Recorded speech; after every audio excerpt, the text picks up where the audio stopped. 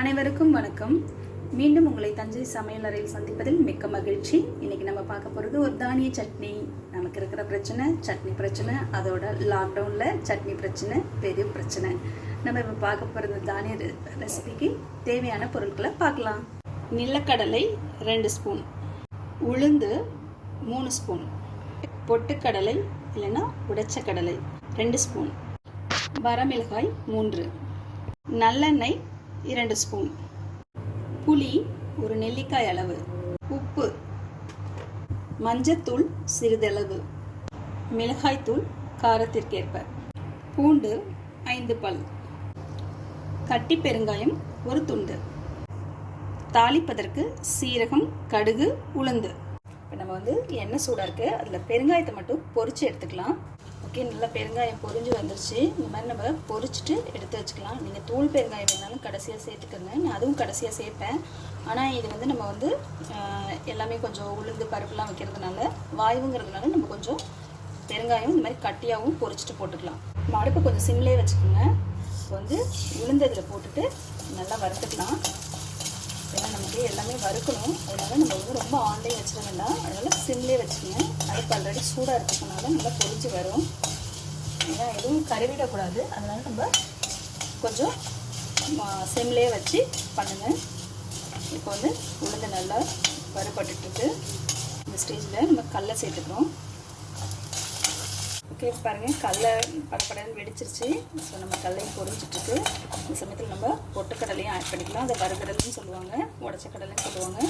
அதையும் ஆட் பண்ணிக்கலாம். ஓகே, நம்ம இது கூட பூண்டு ஆட் பண்ணிக்கிறோம். நான் பூண்டு லைட்டாக தட்டிட்டு எடுத்துகிட்டு வந்திருக்கேன். நீங்கள் முழுசாக போட்டாலும் சரி, தட்டி எடுத்து போட்டாலும் சரி. நம்ம கொஞ்சமாக மஞ்சத்தூள் சேர்த்துக்கிறோம். நமக்கு தேவையான அளவுக்கு மிளகாத்தூள் சேர்த்துக்க போகிறோம். எவ்வளோ காரம் வேணுமோ அவ்வளோக்கு தகுந்த மாதிரி நீங்கள் சேர்த்துக்கோங்க. கூட நம்ம கரைச்சி வச்சுருக்க நம்ம புளியை ஊற வச்சு கரைச்சிக்கணும். இந்த மாதிரி கரைச்சி வச்சுட்டு இது கூட நம்ம ஆட் பண்ணிக்கணும்.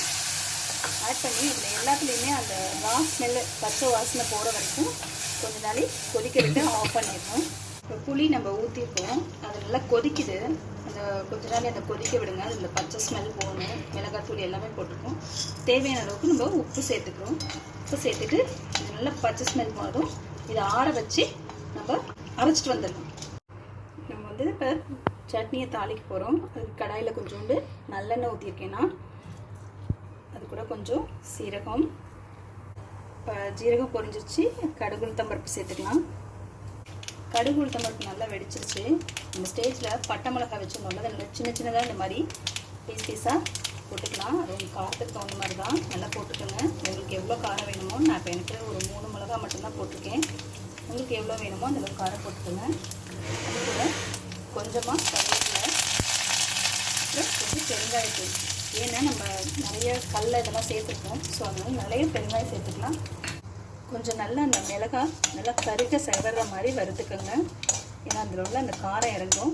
ஸோ அதனால் நல்லா இந்த மாதிரி வதக்கிட்டு நம்ம சட்னியில் சேர்த்துக்கலாம். ஓகே, நம்ம அரைச்சி வச்சுருக்க சட்னியில் நம்ம சேர்த்துக்க போகிறோம்.